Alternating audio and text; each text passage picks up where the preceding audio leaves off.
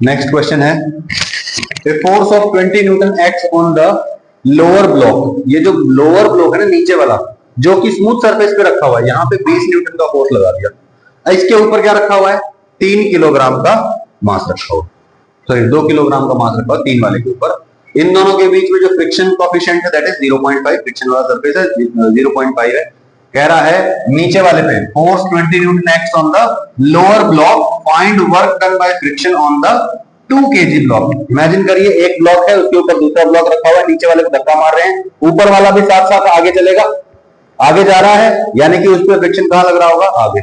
सही है, तो बोलो जब इसको धक्का मारा तो इस पे फ्रिक्शन लगा होगा आगे, और इस पे फ्रिक्शन कहां लगेगा? ऑब्वियसली पीछे। कोई दिक्कत? ठीक है, अब मैं कहता हूं इस पूरे को सिस्टम मान लो। ये जो फ्रिक्शन है ये क्या बन जाएगा? Internal force. Newton's law of motion लिखते हैं तो बोलो इंटरनल फोर्स लिखने की जरूरत हमें नहीं होती है, सिर्फ एक्सटर्नल फोर्स की बात करते हैं। बोलो पूरे सिस्टम का एक्सेलरेशन निकालते हैं। बोलो टोटल फोर्स कितना है? 20 is equal to mass into acceleration. Mass कितना है बोलो टोटल सिस्टम का? 5 into a is equal to 20, a is equal to 4 metre पर सेकंड स्क्वायर। तो हमने ये मान लिया कि दोनों साथ साथ चल रहे हैं, और जो सिस्टम है उसका एक्सेलरेशन कितना होगा? 4 मीटर पर सेकंड। सही है, स्क्वायर। ठीक है, ओके। अब मैं कह रहा हूं कि इस 2 kg ब्लॉक जो है इसका फ्री बॉडी डायग्राम बनाइए। बोलिए ये 2 kg का ब्लॉक है, सही है, इसका एक्सेलरेशन कितना है आगे की तरफ? 4 मीटर पर सेकंड स्क्वायर। बोलो 2 kg का ब्लॉक है, 4 का एक्सेलरेशन है, तो फोर्स कितनी चाहिए? Force is equal to 2 into mass into acceleration. कितना चाहिए? 8 न्यूटन फोर्स चाहिए। सही है, बोलो अवेलेबल कितना है? अवेलेबल कौन सा है फोर्स आगे की डायरेक्शन में? फ्रिक्शन अवेलेबल है, तो बोलिए फ्रिक्शन का वैल्यू कितना आ सकता है? Maximum mu into N. अगर ये म्यू एन 8 न्यूटन या 8 न्यूटन से ज्यादा हुआ, मतलब 4 मीटर पर सेकंड स्क्वायर का एक्सेलरेशन फ्रिक्शन इसको दे सकता है, अदरवाइज नहीं दे सकता। ठीक है भाई, तो बोलो म्यू का वैल्यू कितना है? 0.5। नॉर्मल रिएक्शन कितना है? यहां का नॉर्मल रिएक्शन बोलो कितना? 20। तो बोलो मैक्सिमम कितना अवेलेबल है? 10 न्यूटन अवेलेबल है, और हमें 4 मीटर पर सेकंड स्क्वायर से चलाने के लिए 8 न्यूटन चाहिए। तो कोई दिक्कत नहीं है, सबको सही है, ओके है। ठीक है भाई, तो बोलो फोर्स ऑफ फ्रिक्शन पता चल गया आपको कितना? 10 या 8? 8, क्योंकि इसका एक्चुअल एक्सेलरेशन कितना है? 4। तो फ्रिक्शन कितना लग रहा होगा? 8 न्यूटन लग रहा होगा। तो force of friction available is 10, जो लग रहा है दैट इज 8 न्यूटन। अब बताओ वर्क डन के लिए क्या करेंगे? फोर्स को डिस्प्लेसमेंट से मल्टीप्लाई करेंगे। सही है, अच्छा वर्क डन टाइम भी गिवन है क्या? इसमें ये होना चाहिए था ना कि भाई work done by friction in 2 seconds. ठीक है, ये क्वेश्चन है, इसको ठीक कर लेना। Find work done by friction on the 2 kg block in 2 seconds. 2 second में कितना काम करेगा? ठीक है, तो बोलो फोर्स पता चल गया 8 न्यूटन। डिस्प्लेसमेंट और निकालना है। इनिशियली ऑब्जेक्ट कहां है? रेस्ट पे। u इक्वल टू क्या हो गया? 0। टाइम कितना है? 2 सेकेंड। क्या चाहिए हमको? Displacement. s is equal to ut plus half at square. u 0, ये 0 हो जाएगा। एक्सेलरेशन कितना है बोलो? 4। टाइम कितना है? 2 का स्क्वायर यानी कि 4 हो जाएगा। तो बोलो कितना आ गया? ये 8 मीटर। तो बोलो डिस्प्लेसमेंट पता चल गया, तो 8 इंटू फ्रिक्शन कितना है? 8, कितना आ जाएगा? 64 जूल इसका आंसर। सही है भाई, ठीक है ना। स्टेटमेंट में लिखा होना चाहिए था कि 2 सेकंड में कितना वर्क डन होगा। कोई डाउट इसमें? रिपीट करूं क्या? मुश्किल है? चलते हैं आगे।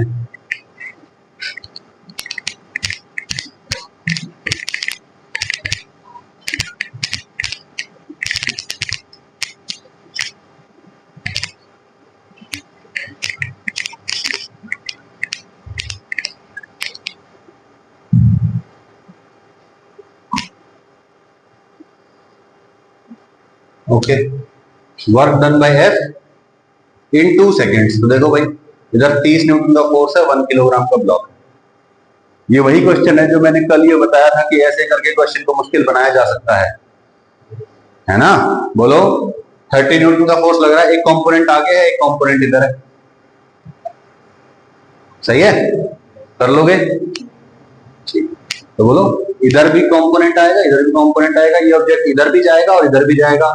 नेट एक्सेलरेशन इधर की तरफ आएगा। बोलो नेट एक्सेलरेशन पता चल जाएगा, डिस्प्लेसमेंट पता चल जाएगा, फोर्स इनटू डिस्प्लेसमेंट करके वर्क डन निकाल लें। सही है, तो हो सकता है इसमें कुछ गलती हो, अपना आंसर निकाल लो, ठीक है ना। यहां देखते हैं, find work done bye 13 Newton force in 6 seconds on 2 kg block. देखिए भाई 13 न्यूटन का फोर्स है, यहाँ 3 kg है, यहाँ 2 kg है, इसको ऐसे धक्का मारा जा रहा है स्मूथ सरफेस पे। कह रहा है इस फोर्स का इस पे वर्क डन कितना होगा।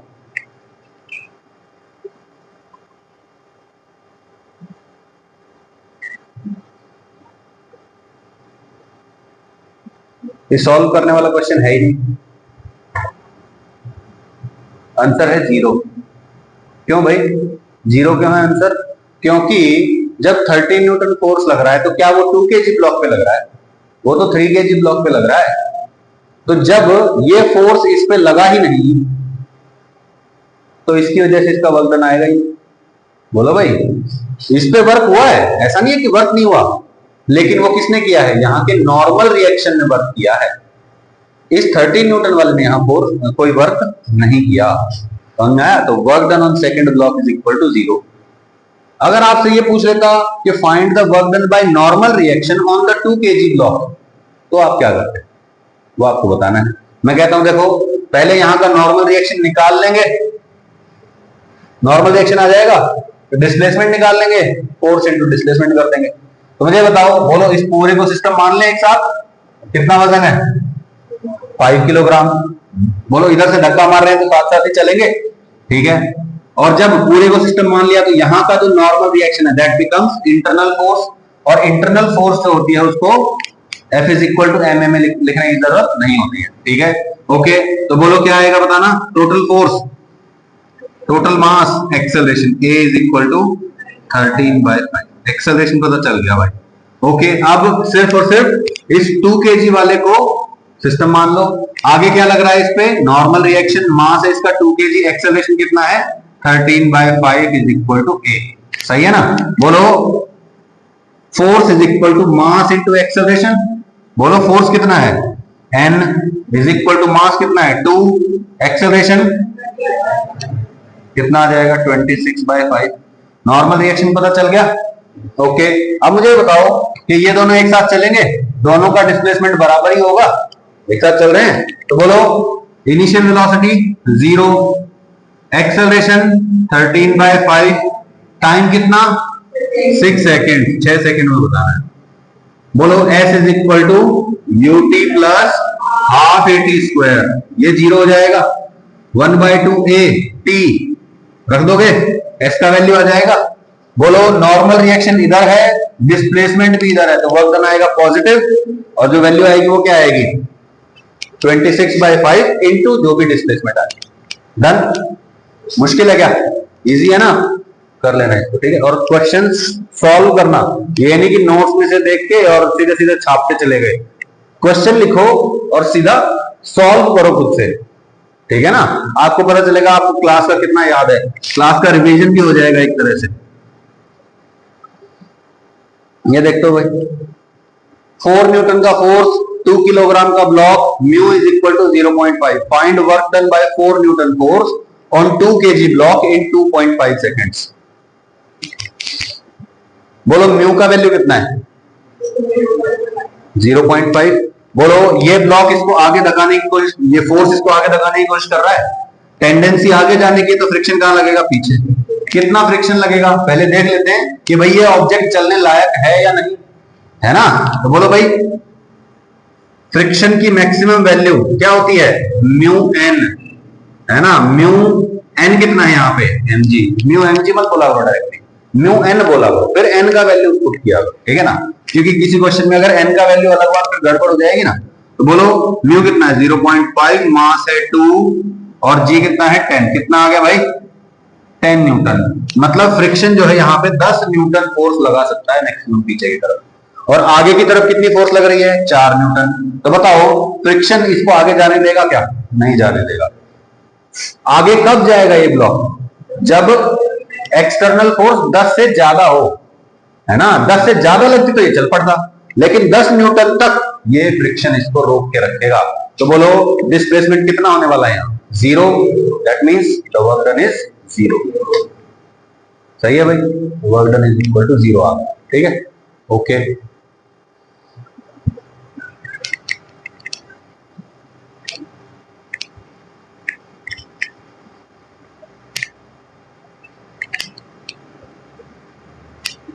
रेगुलर रिवीजन करके आना है, डेली होगा। अब ये जो रिपोर्ट फिल की जा रही है ना, देखो रिपोर्ट फिल करी गई है, ये डेली फिल की जाएगी। अब तुमसे कितने क्वेश्चन पूछे गए, तुमने कितने क्वेश्चन का जवाब दिया, और ये सिर्फ फिजिक्स में नहीं, ये केमिस्ट्री में भी होगा, ये बायोलॉजी में भी होगा, हर सब्जेक्ट में होगा, ये ध्यान रहे।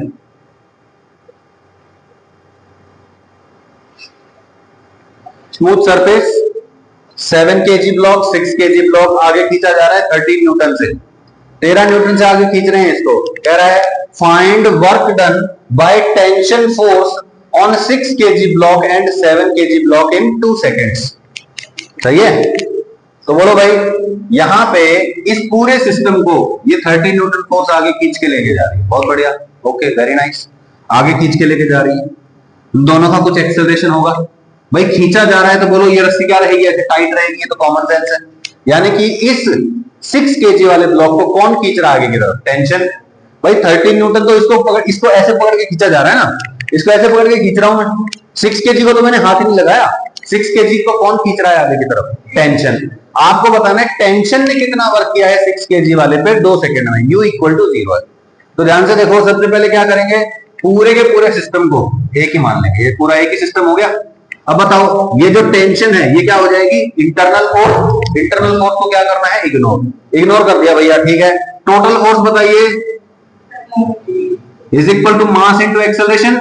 मास कितना है 13, एक्सेलरेशन a, तो a का वैल्यू कितना आ गया 1 मीटर पर सेकंड स्क्वायर। एक्सेलरेशन का वैल्यू पता चल गया भाई, ये जो पूरा सिस्टम है ये 1 मीटर पर सेकंड स्क्वायर एक्सेलरेशन से आगे जा रहा है। ओके, एक्सेलरेशन पता चल गया, बहुत बढ़िया बात है। अब इसके बाद करते हैं, बोलो आगे कौन खींच रहा है इसको, टेंशन, है ना। इसका एक्सेलरेशन कितना है 1, तो बोलो T = मास इंटू एक्सेलरेशन। बोलो इसका फोर्स इज इक्वल टू इसका मास इंटू इसका एक्सेलरेशन। बोलो इसका फोर्स टेंशन, इसका मास 6, इसका एक्सेलरेशन 1, तो बोलो टेंशन कितना आ जाएगा 6 × 1 यानी कि 6 न्यूटन। सही है भाई, टेंशन पता चल गया। ओके, इसका U कितना है 0, इसका एक्सेलरेशन कितना है 1, टाइम कितना है 2 सेकेंड्स, तो बोलो S = UT + ½ AT²। U 0 है, ये गायब हो जाएगा, 1/2 × एक्सेलरेशन 1 × टाइम का स्क्वायर 2 का स्क्वायर, 2 से ही कट जाएगा। बोलो क्या आएगा 2, S = 2 मीटर। तो बोलो डिस्प्लेसमेंट कितना हुआ है 2 मीटर।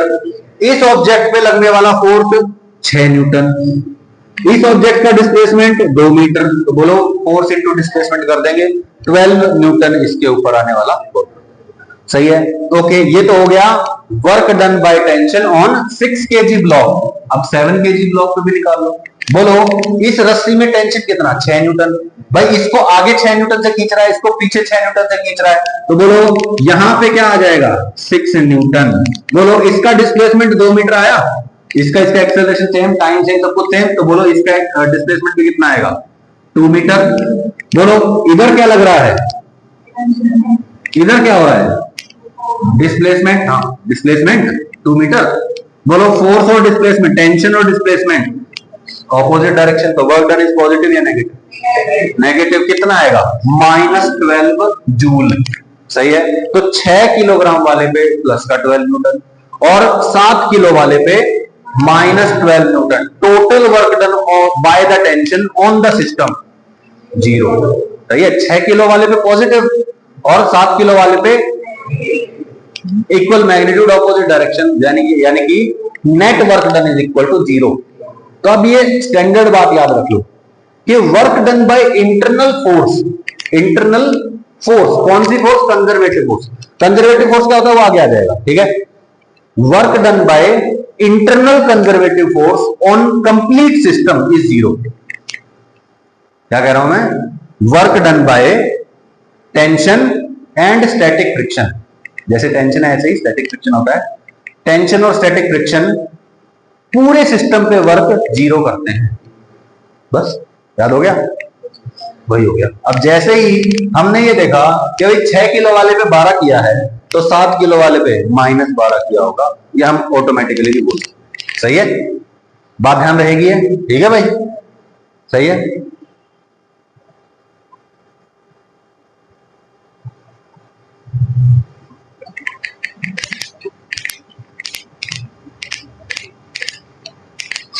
हालांकि ये बात आगे भी आ जाएगी। और ये जो बात मैंने बोली है कि work done by internal tension force या internal static friction force, internal conservative force on a system is zero, इस बात का यूज करके हम पुली के एडवांस क्वेश्चंस को भी सॉल्व करेंगे। ठीक है, ओके। तो देखो भाई, वर्क डन बाय क्या होता है? Work done by constant force in A loop हम बोल सकते हैं। मान लो कि एक लूप है, गोल चक्कर के रास्ते पे चल रहे हैं, एक ऑब्जेक्ट है यहां पे, इस पे एक कांस्टेंट फोर्स लग रहा है। अब ये पार्टिकल घूम फिर के मान लो वापस यहीं आ गया, तो वर्क डन क्या होगा? जीरो। कैसे पता किया आपने? बोलो dw क्या होता है? छोटा सा work is equal to force into छोटा सा डिस्प्लेसमेंट। सही है, टोटल वर्क के लिए इंटीग्रेट कर देंगे।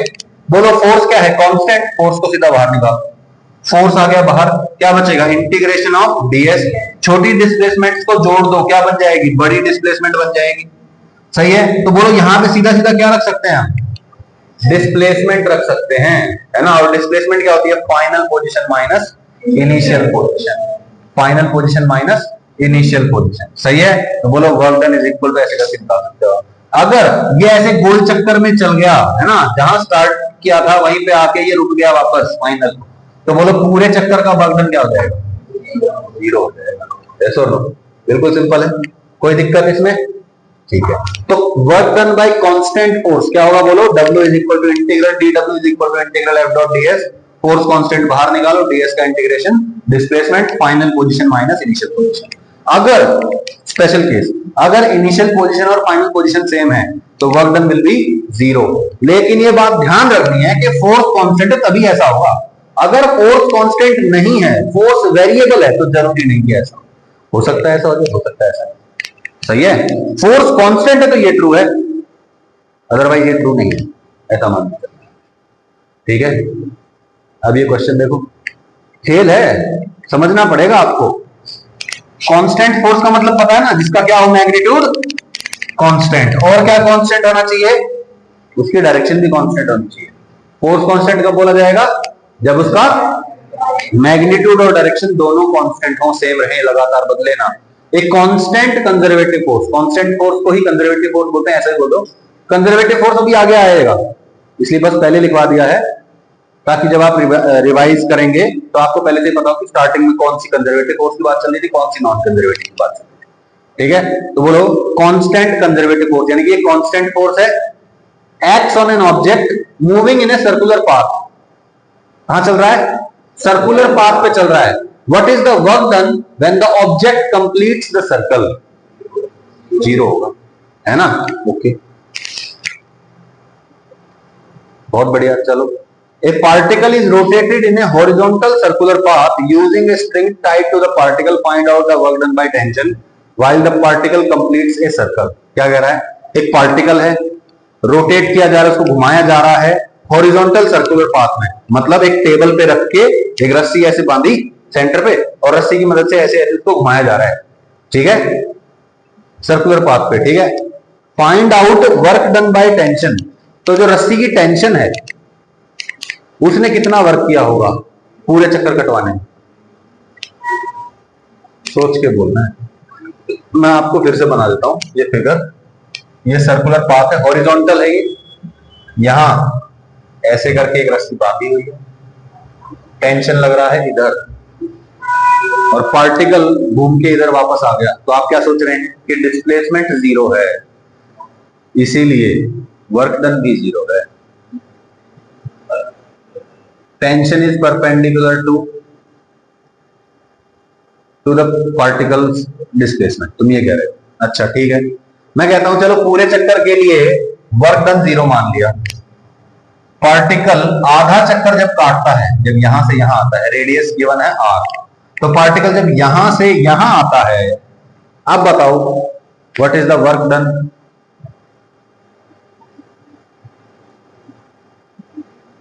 पूरा चक्कर काटा तो जीरो है, मान लिया मैंने, लेकिन आधा चक्कर लगाया तो जीरो है क्या? तो जीरो गलत बोल दिया आपने, तब भी जीरो है। क्यों? क्यों है हमें? क्योंकि टेंशन परपेंडिकुलर है।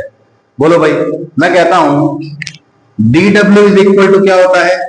Integral F dot D S, यही होगा, सही है। ओके, पार्टिकल यहां से फॉर एग्जांपल यहां जा रहा है, तो पार्टिकल क्या करेगा, यहां से छोटे छोटे पाथ में मान लेता हूं कि छोटे छोटे डिस्प्लेसमेंट इसने कवर करके और ये यहां तक पहुंच गया है, सही है। अब बताओ, जब ये पार्टिकल यहां से यहां गया तो बोलो टेंशन कहां लग रही है, परपेंडिकुलर टू द डिस्प्लेसमेंट है या नहीं, बोलो the displacement is along the tangent and the tension is acting towards the radius, तो बोलो दोनों के बीच का एंगल क्या है, 90 डिग्री। अच्छा, जब पार्टिकल यहां से कहीं यहां पहुंच जाएगा तो बोलो अभी भी displacement is along the tangent but the tension is along the radius, अभी भी क्या है 90 डिग्री हो गया, तो इस छोटी सी डिस्प्लेसमेंट के लिए वर्क डन 0 है। मैं कहूंगा हर छोटी छोटी डिस्प्लेसमेंट के लिए वर्क डन 0 है, जब सारी छोटी छोटी डिस्प्लेसमेंट्स के लिए वर्क डन 0 है क्योंकि टेंशन और डिस्प्लेसमेंट हमेशा परपेंडिकुलर है, तो बोलो टोटल क्या आएगा, 0 आएगा ना, सही है। तो चाहिए पूरा चक्कर लगाए चाहिए आधा चक्कर लगाए, tension is always acting towards the centre which is perpendicular to the every small displacement, that means the work done for any amount of path covered of the circular path will be 0, सही है।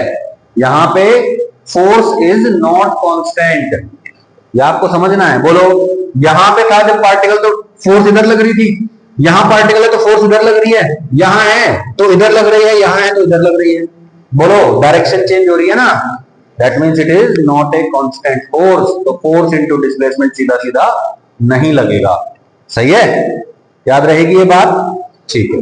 Okay,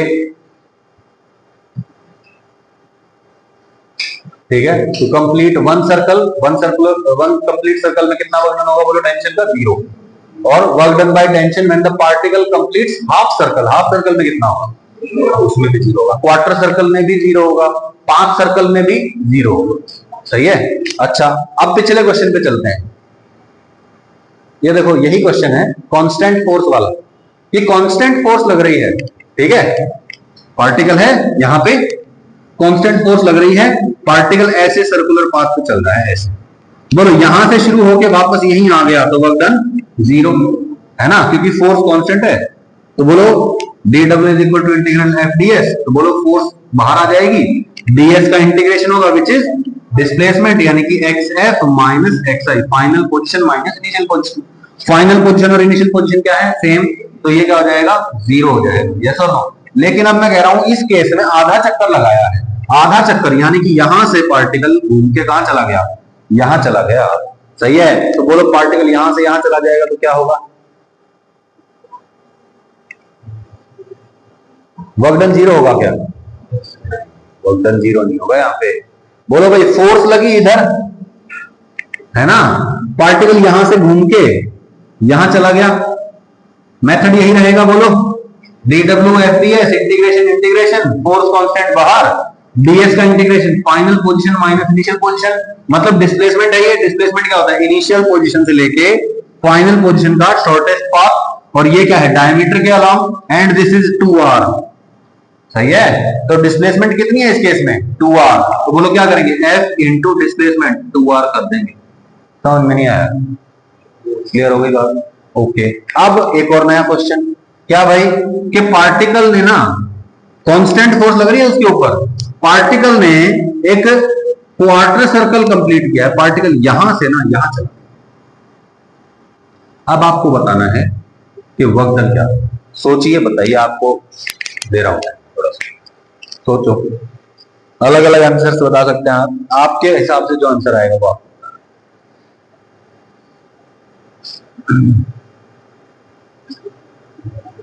बोलिए, any answer, किसी के भी दिमाग में जो भी आंसर वो बोल सकता है, कोई पनिशमेंट नहीं है किसी के लिए भी, इस तरह के क्वेश्चन ट्राई करने के लिए कोई पनिशमेंट नहीं होती है,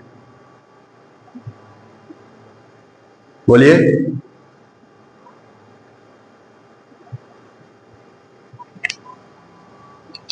सोच लो, कोई बात नहीं,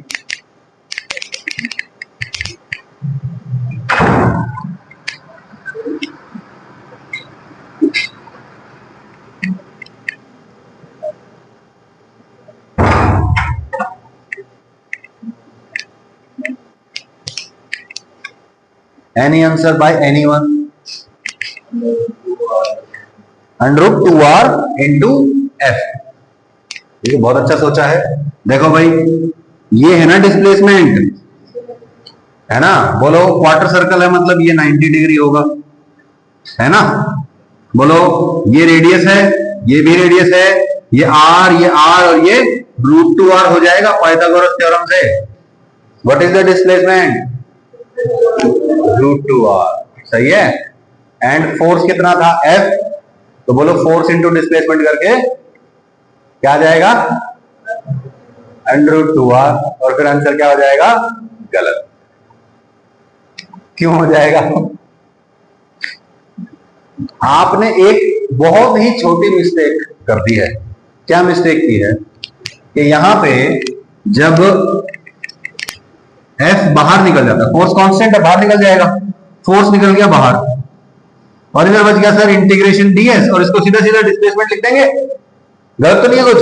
अरे भाई सोचो तुम, यहां पे एक बहुत छोटी सी मिस्टेक कर दिया आपने, डॉट प्रोडक्ट। इतनी छोटी मिस्टेक है, एक बिंदी की मिस्टेक है। अरे यहां पे जो भी डिस्प्लेसमेंट आएगा उसका कौन सा कंपोनेंट लेंगे? जो फोर्स की डायरेक्शन में हो। सही है। बोलो फोर्स तो लग रहा है इधर, आपने डिस्प्लेसमेंट ले लिया इधर। भाई इधर ही तो लिया ना डिस्प्लेसमेंट, इधर क्यों ले लिया भाई? दो ही चीज कर सकते हो आप, या तो डिस्प्लेसमेंट का कंपोनेंट फोर्स के डायरेक्शन में ले लो, या फोर्स का कंपोनेंट डिस्प्लेसमेंट के डायरेक्शन में ले लो। तो बोलो फोर्स लग रही है इस डायरेक्शन में, डिस्प्लेसमेंट हुआ है इधर, इसका वो कंपोनेंट ले लो जो फोर्स के डायरेक्शन में है। तो बोलो कितना ही तो आएगा, और ये कितना है? r। तो कितना आ जाएगा? F into r। समझ में नहीं आया? समझ में आया? फीलिंग आई कुछ कुछ? तो हमेशा वही करना है भाई, फोर्स इंटू डिस्प्लेसमेंट लिख दिया तो ये नहीं कि हमेशा जो भी डिस्प्लेसमेंट आ रहा सीधा मल्टीप्लाई कर दो, नहीं। हमेशा डिस्प्लेसमेंट का वो कंपोनेंट लो जो फोर्स की डायरेक्शन में है। सही है। ओके, अब मैं आपसे पूछ रहा हूं, पार्टिकल ने ना कांस्टेंट फोर्स के इन्फ्लुएंस में यहां से ना यहां मूवमेंट की, इसको बोलते हैं रास्ता नंबर 1, और ये ऐसे जा रहा है पार्टिकल। सही है। और यहां से लेके यहां पे वापस आने में ये जो है ये है रास्ता नंबर 2। तो बोलो जब पार्टिकल पहले रास्ते को कंप्लीट करता है, first half of the circle complete करता है, तो वर्क डन पॉजिटिव होगा या नेगेटिव होगा? पॉजिटिव होगा, है ना भाई? पार्टिकल यहां से यहां चला गया, भाई अपने को डिस्प्लेसमेंट से मतलब है। बोलो यहां से यहां चला गया तो जो डिस्प्लेसमेंट है ये फोर्स की डायरेक्शन में है, तो डायरेक्टली डिस्प्लेसमेंट में मल्टीप्लाई कर दिया हमने। बोलो डिस्प्लेसमेंट है 2r, फोर्स भी लग रहा है इधर, डिस्प्लेसमेंट भी इधर, force into 2r, positive work आ गया।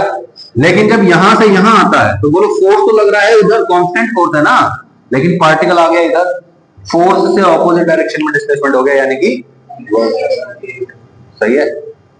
कोई दिक्कत? अब मैं आपसे एक और क्वेश्चन पूछता हूं,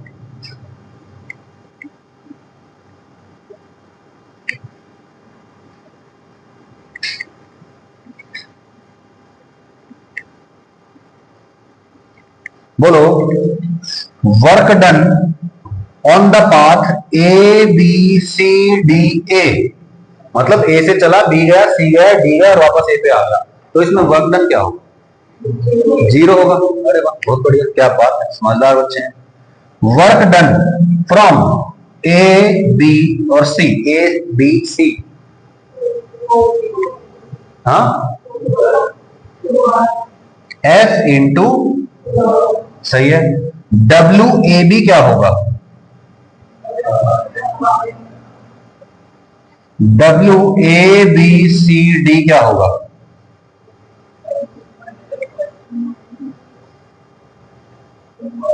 अरे पार्टिकल यहां चला गया ना, डिस्प्लेसमेंट ये है, फोर्स इधर लग रहा है, डिस्प्लेसमेंट, इस डिस्प्लेसमेंट का कंपोनेंट लो फोर्स की डायरेक्शन में, तो कितना आ जाएगा? आर, F इंटू आर हो जाएगा। बोलो बोलो ना, अरे फोर्स लग रहा है इधर, इस डायरेक्शन में कितना मूवमेंट हुआ है? मैं कहता हूं इस डायरेक्शन में आर मूवमेंट हुआ है, तो बोलो work done is F R. सही है। तो एबीसीडी पे कितना हो जाएगा? ओके, अब मुझे बताओ डब्ल्यू सी डी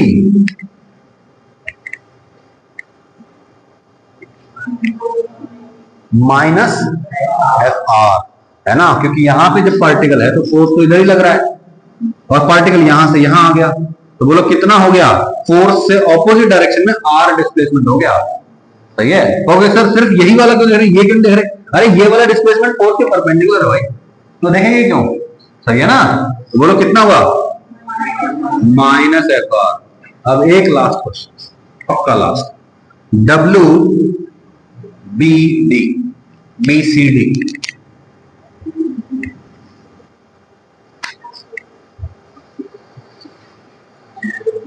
जीरो। सही है। बोलो पार्टिकल यहां था, इधर फोर्स लगा रहा था, यहां आ गया पार्टिकल फाइनली, तो बोलो फोर्स की डायरेक्शन में तो डिस्प्लेसमेंट हुआ ही, फोर्स के परपेंडिकुलर डिस्प्लेसमेंट हो गया सारा। समझ नहीं आया, क्लियर है, ये बात ध्यान रहेगी, कितना आ जाएगा यहाँ पे। अब आप कुछ कुछ एक्सपर्ट्स टाइप के हो जाएंगे, ठीक है, इस चैप्टर में मुझे पूरी उम्मीद है।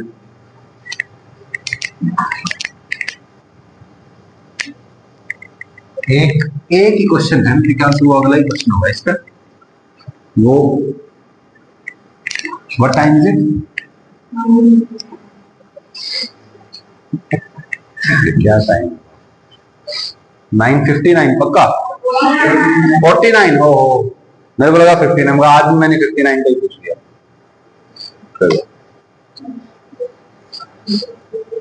ओके व्हेन, ओके ये तो एक्सप्लेनेशन है, ठीक है, उसी क्वेश्चन का, कि जब पार्टिकल सर्कुलर पाथ पे चल रहा है, tension is always perpendicular to the displacement, तो हर छोटा छोटा वर्क डन जीरो आ रहा है, टोटल वर्क डन जीरो हो जाएगा। ठीक है, चाहे वो हाफ सर्कल पे चले, क्वार्टर सर्कल पे चले, चाहे वो कंप्लीट सर्कल पे चले, कोई फर्क नहीं पड़ता, डब्ल्यू और ये हमेशा क्या रहेगा, जीरो रहेगा। सही है। ओके, अब नया क्वेश्चन, ठीक है, a particle is moving on a circular path, circular path पे चल रहा है, okay, and the force acting on it is always tangential to the circle. देखो क्या हो रहा है, यह है सर्कुलर पाथ, पार्टिकल यहां है, पार्टिकल सर्कुलर पाथ पे चल रहा है, और जो फोर्स लग रही है ना, वो हमेशा कहां लग रही है, टेंजेंट के अलोंग लग रही है। तो आपको बताना है magnitude of F is constant, find out the work done by this force during one complete revolution. ध्यान से देखो, पार्टिकल है यहां, उसका एक छोटा सा डिस्प्लेसमेंट होगा, लेट से ds, बोलो डिस्प्लेसमेंट हो रहा है इधर और फोर्स भी लग रहा है इधर। सही है, तो बोलो फोर्स इंटू डिस्प्लेसमेंट, ना ये जीरो हुआ, कुछ नहीं हुआ, बोलो दोनों का डायरेक्शन सेम है ना, बोलो क्या बनेगा, एफ एस कॉस 0 डिग्री बन जाएगा। बोलो ना, ये हो गया छोटा सा वर्क डन dw। अब मैं पूरा का पूरा वर्क डन निकालना चाहता हूं, तो मैं क्या करूंगा, इस पूरे सर्कल को बहुत छोटे छोटे डिस्प्लेसमेंट के पार्ट्स में तोड़ लूंगा, और बोलो यहां पे क्या होगा, बोलो इस वाले पार्ट के लिए डिस्प्लेसमेंट ds है, फोर्स f है, और दोनों के बीच का एंगल 0 डिग्री है। तो बोलो सेकंड वाला जो पार्ट आएगा उसके लिए, मान लो छोटा सा पहला जो पार्ट था इसके लिए dw1, दूसरे पार्ट के लिए dw2, यहां क्या आ जाएगा, f into ds into cos 0 degree, हर बार कॉस 0 डिग्री रहेगा, क्योंकि जैसे जैसे पार्टिकल सर्कुलर पाथ पे चल रहा है, फोर्स भी कहां लग रहा है, टेंजेंट के अलोंग, यानी कि डिस्प्लेसमेंट के डायरेक्शन में हो रहा है, तो हर बार cos 0 डिग्री आएगा। ऐसे ही यहां से यहां तक जो थर्ड डिस्प्लेसमेंट है उसके लिए क्या आएगा, dw3 is equal to f into ds into cos 0 degree, cos 0 degree 1 होता है, इसको हटा दो।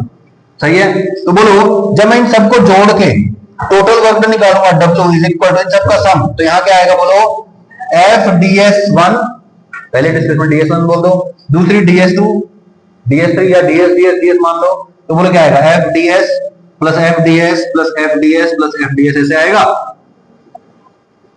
सब में से फोर्स कॉमन ले लो, फोर्स का मैग्नीट्यूड कांस्टेंट है, फोर्स कॉमन आ जाएगा, फोर्स आ गया बाहर।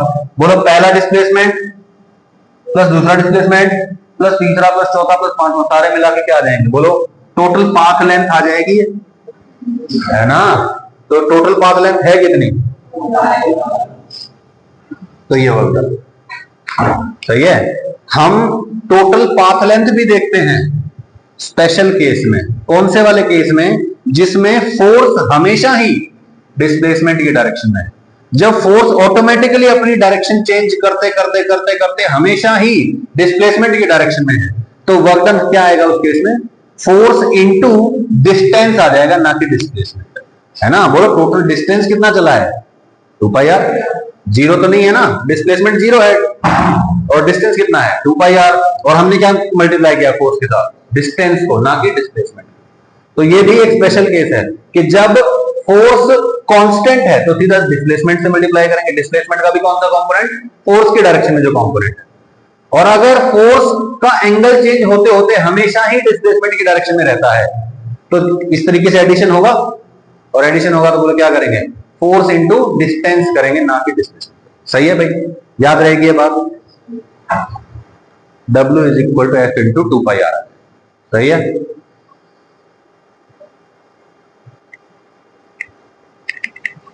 ये क्वेश्चन मैं पूछ चुका हूं आपसे पिछले क्वेश्चन में। A constant force acts on a particle performing circular motion। एक कांस्टेंट फोर्स है, सर्कुलर मोशन पे परफॉर्म कर रहा है पार्टिकल, ठीक है, उस पे लग रही है। Find out work done by this force on the particle during one complete rotation during half rotation.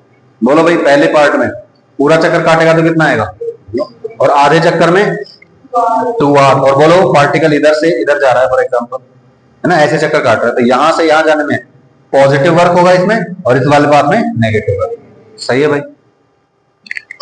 ये बात मैं पूछ चुका हूं।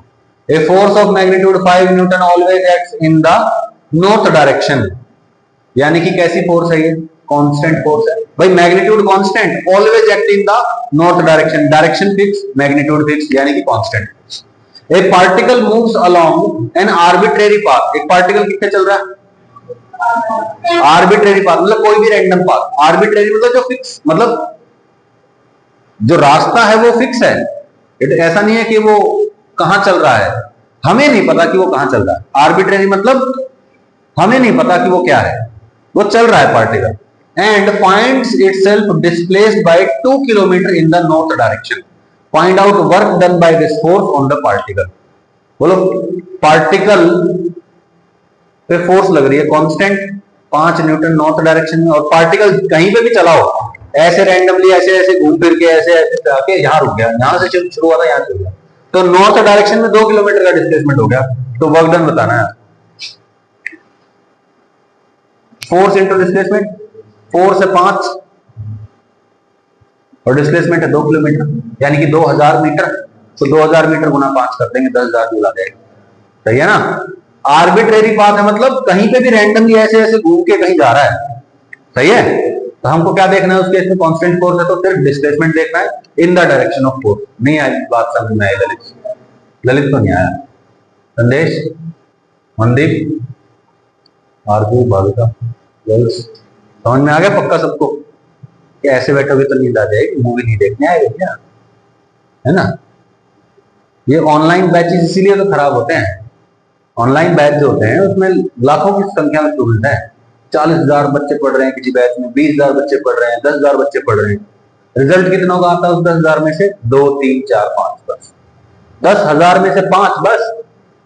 अरे नेशनल एवरेज 100 में से एक बच्चे का होता है लगभग, समझ रहे हो, 100 में से एक, तो 10,000 में से कितने होने चाहिए थे, 100 बच्चे होने चाहिए थे 1% के हिसाब से, लेकिन हो कितने रहे हैं, 5 सिलेक्ट हो रहे, तो नेशनल एवरेज से भी 20 गुना कम वो है सिलेक्शन रेशियो, काहेगा, क्यों, क्योंकि बच्चे ऐसे बैठ जाते हैं,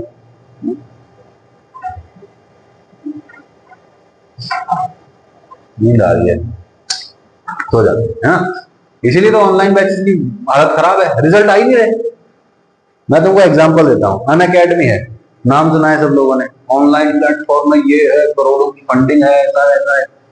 2014-15 में क्या प्लान था इनका, सारी की सारी कोचिंग इंडस्ट्री को ऑनलाइन कर देंगे, ऑफलाइन वालों को फेल कर देंगे, हुआ कुछ नहीं हुआ, खुद ऑफलाइन सेंटर खोल के बैठे हैं, लखनऊ में ऑफलाइन सेंटर खोल दिया, अभी रोहतक में था, रोहतक वाला बंद हो गया, कोटा में अब ऑफलाइन सेंटर खोल के बैठे, क्या मतलब, नहीं इतना ही ऑनलाइन के एडवोकेट थे तो करो ना ऑनलाइन, क्यों कर रहे हो ऑफलाइन सेंटर, क्या जरूरत है। पीडब्ल्यू अपना सारा का सारा ये बेस ऑनलाइन से बनाया उन्होंने, है ना, और ऑनलाइन के इतने बड़े एडवोकेट हैं तो क्यों खोलिए कोटा में ऑफलाइन ब्रांच, क्यों खोलिए बताओ, इतने ही यूं एडवोकेट बनते हैं कि हमारी 4,000 रुपए फीस है पूरे साल की, तो फिर क्यों कोटा में 1.5 लाख रुपए फीस ले रहे हैं बताओ। स्टार्टिंग के बता रहा हूँ मैं, 1.5 लाख रुपए स्टार्टिंग में थी, आज की तारीख में 1,80,000 के आसपास फीस है वहां। सच्चाई वाली बात कर रहा हूँ तुमको।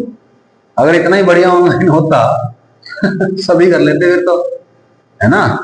बस यूं है कि छोटा मोटा एक आधा लेक्चर देख सकते हो आप, भाई आपको कोई डाउट है, भाई आपको कोई कंसेप्ट रिवाइज करना है, उसके लिए आप छोटा मोटा यूज कर सकते हो। लेकिन कंसिस्टेंटली लगातार आप ऑनलाइन बैठ के ही पढ़ रहे हो, कामयाब नहीं है वो। बहुत टैलेंटेड बच्चों का नाश होते देखा है मैंने, ठीक है ना। हाँ। तो ये मत सोचना कभी भी कि ऑनलाइन ये ऑनलाइन वो, कुछ नहीं होता ऑनलाइन। छोटी मोटी वीडियो में छोटा मोटा काम चल जाता है, लेकिन ये पूरा का पूरा कोर्स कभी नहीं होता। तुम ये बताओ, तुमको अगर एक फोन दे दें, ठीक है, बढ़िया से एक फोन दिलवा दिया या लैपटॉप दिलवा दिया, एक वाईफाई कनेक्शन दिलवा दिया, एक कमरा दे दिया तुमको, बेटा बैठ के पढ़ लो, पढ़ लोगे तुम? खुद से पूछ लो, नहीं पढ़ोगे तुम। 100 में से एक बच्चा भी नहीं पढ़ता। डिस्ट्रैक्शन इतनी ज्यादा है, यूट्यूब पे ये आ गया, यूट्यूब पे अब ये हो गया, अब फलानी चीज ऐसे हो गई, अच्छा ये गेम खेल लो, अच्छा वो गेम खेल लो, ये कर लो, यही सब फालतू की बातें चलती, पढ़ाई नहीं होती ना। और रही बात बैच की, तो ऑनलाइन बैच जो होता है ना, उसमें टीचर के नॉट, भाई 10,000 बच्चे पढ़ रहे हैं एक बैच में, अगर टीचर ने अपने मैक्सिमम लेवल पे पढ़ाना शुरू कर दिया तो आधे बच्चों को समझ में नहीं आएगा, 80% बच्चों को समझ में नहीं आएगा। बच्चे बोलेंगे हमें तो समझ में नहीं आया।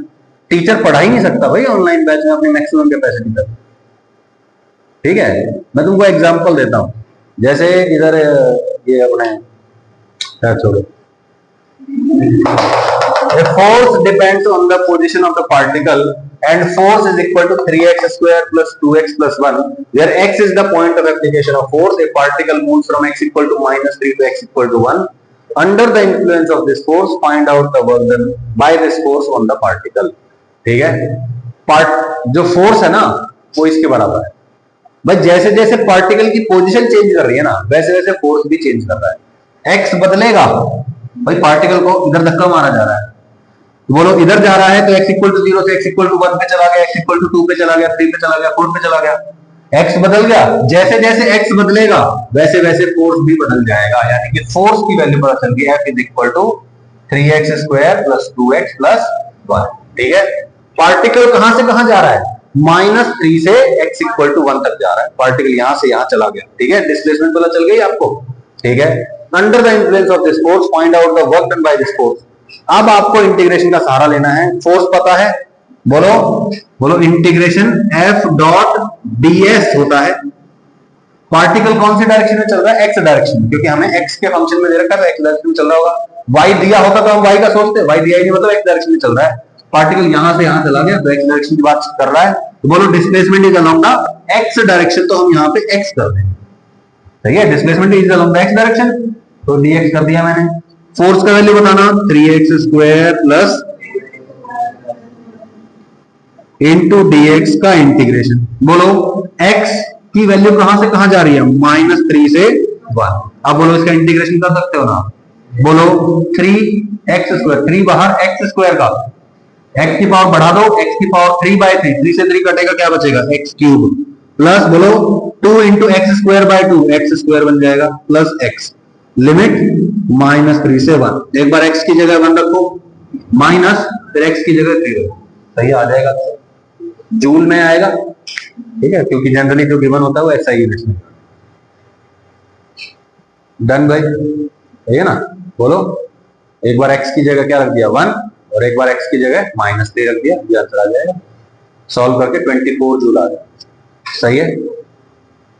अब ये क्वेश्चन देखते हैं, एक पार्टिकल है,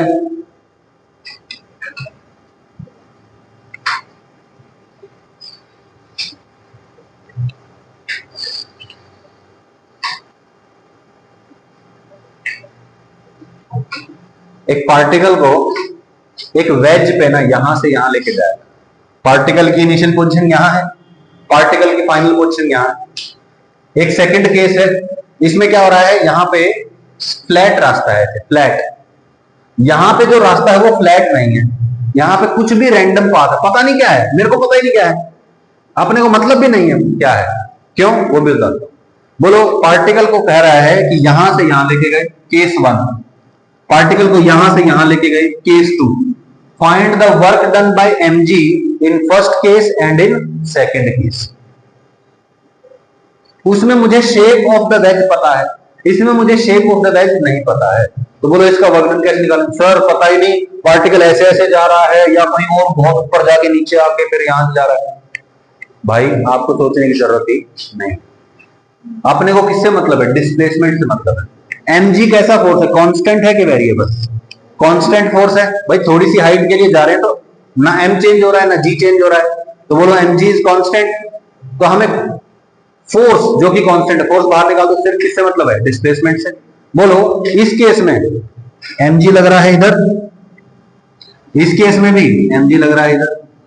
पार्टिकल यहां से यहां चला गया, पार्टिकल पे जो फोर्स लग रहा है mg हमेशा नीचे लग रहा है। In the direction of force what is the displacement? Opposite to the force the displacement is h, and in this case also opposite to the force the displacement is h। तो दोनों case में force भी same है और displacement भी same है, that means work done will B same. पहले वाले केस में भी क्या होगा? माइनस mgh, और दूसरे वाले में भी माइनस है। सही है ना? बोलो भाई पार्टिकल यहां से यहां चला गया ना, तो दो डायरेक्शन में डिस्प्लेसमेंट हुआ है, एक तो इस डायरेक्शन में और एक इस डायरेक्शन में। हमें इस डायरेक्शन से मतलब है क्या? नहीं। क्यों? क्योंकि इस डायरेक्शन में जो डिस्प्लेसमेंट है वो mg के परपेंडिकुलर है, तो इधर वाले का वर्क डन 0, और सिर्फ कहां वाला बचेगा? इधर वाला। और कैसा होगा? नेगेटिव। यहां से यहां आता तो प्लस mg है, यहां से यहां जा रहा है तो minus mg, same to same उधर वाले। Done. Special note, work done by an internal tension and static friction and internal normal reaction on a system is 0।